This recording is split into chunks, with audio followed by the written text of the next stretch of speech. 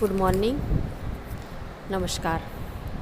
SYBA semester 3 main sociology paper number 7, જેમાં પ્રશ્ન છે આદિવાસીઓની જમીન સ્વતા પરની સમસ્યા, કૃષિ વિષયક સમસ્યા અને નિરક્ષરતાની સમસ્યાઓ જણાવો. અગાઉ આપણે જે જોઈ એ ગરીબી અને દેવાની સમસ્યા, બીજી શોષણની સમસ્યા. હવે આપણે જે સમસ્યાઓમાં પહેલી સમસ્યા છે સ્વતાપરની સમસ્યા, બીજી કૃષિ વિષયક સમસ્યા અને ત્રીજું નિરક્ષરતાની સમસ્યાઓ. આ 3 સમસ્યાઓ ટૂંકનોંધમાં પણ પૂછી શકે. જમીનની સ્વતાપરની સમસ્યા, કૃષિ વિષયક સમસ્યા અને નિરક્ષરતાની સમસ્યા, એમ 3 પ્રકારની શોર્ટ નોટમાં પૂછી શકે. એમાં પહેલું છે જમીન સ્વતાપરની સમસ્યા. એની અંદર આદિવાસીઓની દેવાની સમસ્યાની સાથે જ જમીન સ્વતાપરની સમસ્યા સંકળાયેલી છે. આવી પરિસ્થિતિ દેવાનું સીધું પરિણામ હોય છે. આદિવાસીઓ સાવકારો પાસેથી ઉધાર નાણાં મેળવે છે. નાણાં અને વ્યાજ માટે તેમણે તેમની જમીન સાવકારો પાસે ગીરો મૂકેલી હોય છે. આદિવાસી વ્યાજ લીધેલા નાણાં અને તેના પરનું વ્યાજ ચૂકવી શકે નહીં, ત્યારે ગીરો મૂકેલી જમીન સાવકારના નામે કોઈપણ રીતે તબદીલ થાય છે. તે પ્રક્રિયાને જમીન સ્વતાપરની સમસ્યા કહેવામાં આવે છે. જમીન સ્વતાપરની પ્રક્રિયાથી આદિવાસીઓ જમીન માલિક મટી જઈને ખેતમજૂર બની જાય છે. બ્રિટિશ શાસન દરમિયાન આ પ્રક્રિયા શરૂ થઈ હતી, પરંતુ આદિવાસીઓ વધુને વધુ દેવાદાર બનતા ગયા અને જમીન સ્વતાપરની સમસ્યા વધુ ગંભીર બનતી ગઈ. આદિવાસીઓના જમીન પરના અધિકારોનું રક્ષણ કરવા માટે બ્રિટિશ શાસને કેટલાક કાયદાઓ કર્યા હતા. છતાં પણ આદિ વિસ્તારોમાં આ રીતે જમીન તબદીલી ચાલુ કરી રહી હતી અને આદિવાસીઓની જમીનના માલિકો બિન આદિવાસીઓ બની ગયા હતા. ઈસવીસન 1961માં ઢેબર કમિશન આદિવાસીઓનું જમીનનું વેચાણ કે તબદીલ અટકાવવા કેટલાક મહત્ત્વના સૂચનો કર્યા.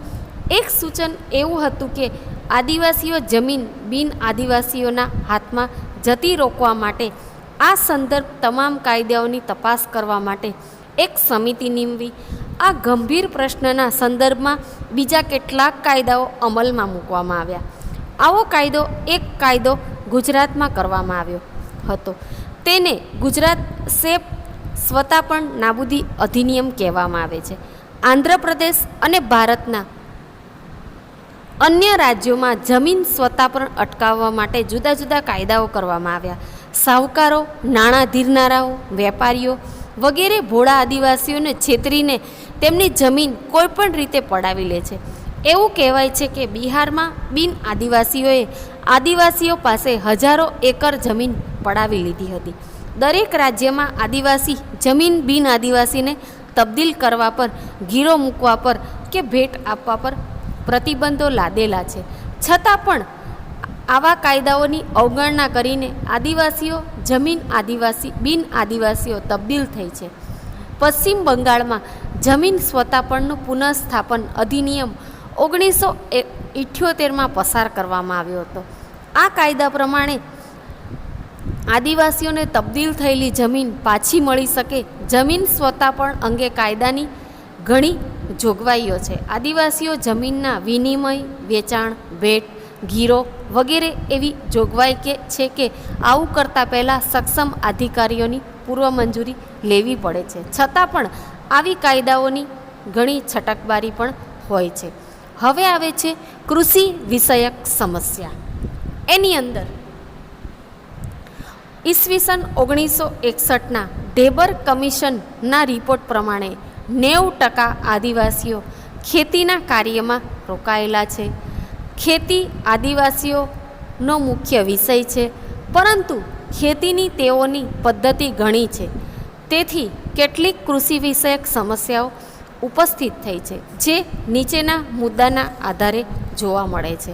એમાં પહેલી છે સમસ્યા ફરતી ખેતીની સમસ્યા. એની અંદર લગભગ 90% આદિવાસીઓ ખેતીમાં રોકાયેલા છે. તેઓ જંગલોમાં અને પર્વતોમાં રહે છે અને ફરતી ખેતી કરીને જીવન નિર્વાહ ચલાવે છે. નિમ્ન કક્ષાની જમીન ખેતી કરવાની પરંપરાગત પદ્ધતિ, અણઘડ ખેતી સાધનો અને વરસાદની અનિયમિતતાને લીધે આદિવાસીઓ ખેતીમાં પૂરતું રળી શકતા નથી. ઉત્પાદન ઓછું થાય છે છતાં પણ આદિવાસીઓ ફરતી ખેતીનો વ્યવસાય છોડી શકતા નથી. ઘણા આદિવાસીઓ સ્થાયી ખેતીને પોતાના ધર્મ વિરુદ્ધ ગણે છે. ફરતી ખેતી આદિવાસીઓ માટે ગંભીર સમસ્યા છે. આવી ખેતીથી આદિવાસીઓ વિકેન્દ્રિત થયેલા છે અને તેમને શિક્ષણ, આરોગ્ય જેવી સેવાઓ પૂરી પાડવી મુશ્કેલ છે. બીજું છે સ્થાયી ખેતીની સમસ્યા. એની અંદર આદિવાસીઓના 60% સ્થાયી ખેતીના વ્યવસાયમાં જોડાયેલા છે. આવી સ્થાયી ખેતીમાંથી પણ તેઓ પૂરતું ઉત્પાદન મેળવી શકતા નથી. તેમની સમસ્યાઓ નાના ખેતરો, નાના ખેડૂતો, જમીનની ફળદ્રુપતાનો અભાવ, સિંચાઈની યોજનાઓનો અભાવ અને જૂની રીતોથી થતી ખેતી વગેરે મુખ્ય છે.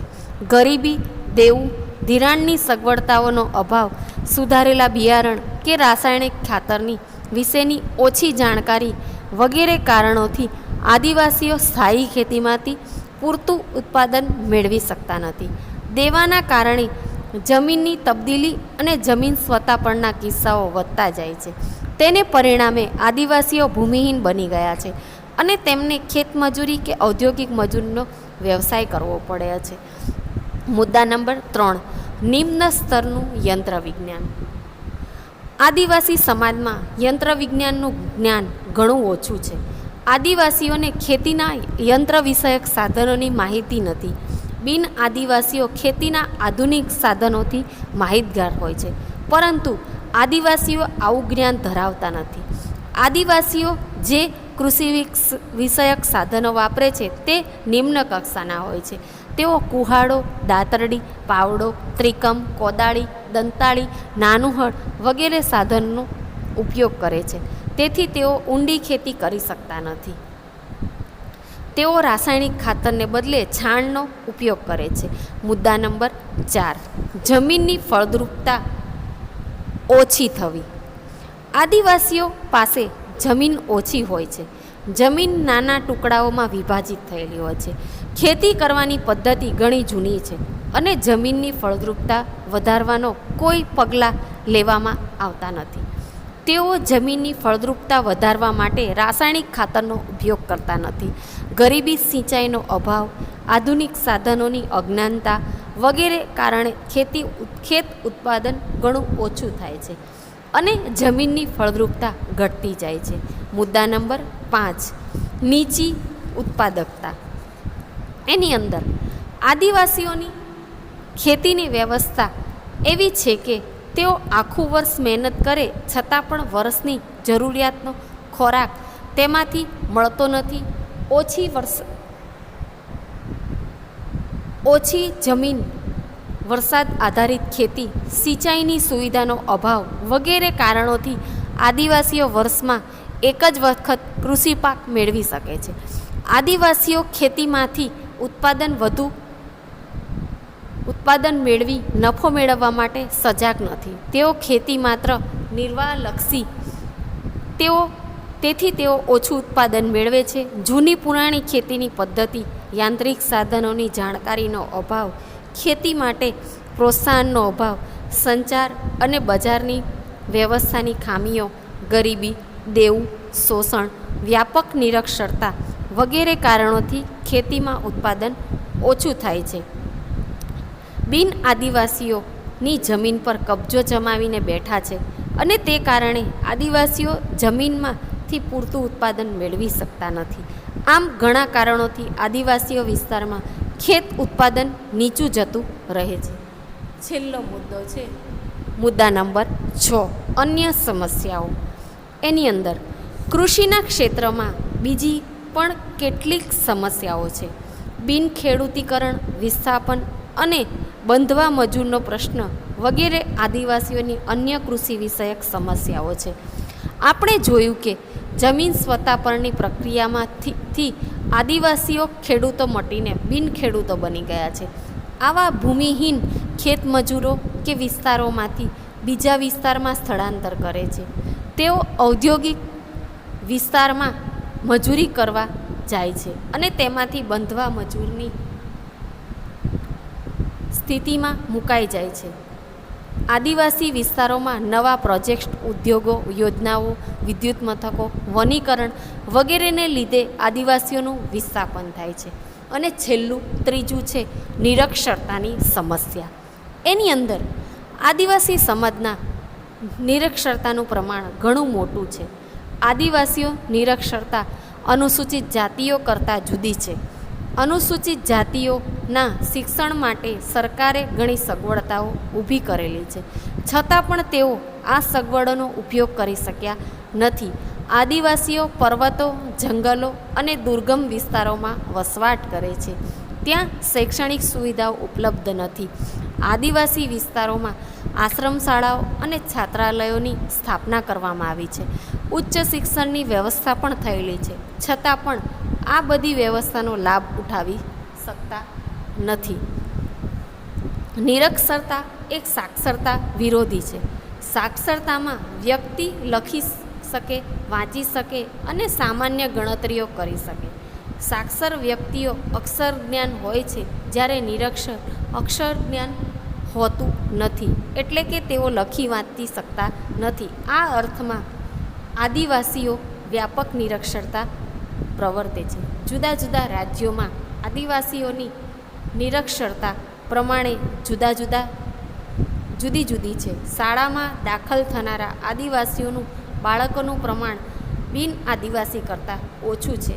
મોટાભાગના આદિવાસીઓ કે જો થોડું ભણેલા છે તેમણે પ્રાથમિક કક્ષાનું શિક્ષણ મેળવ્યું હોય છે. નિરક્ષરતાને લીધે આદિવાસીઓમાં અજ્ઞાનતા પ્રવર્તે છે.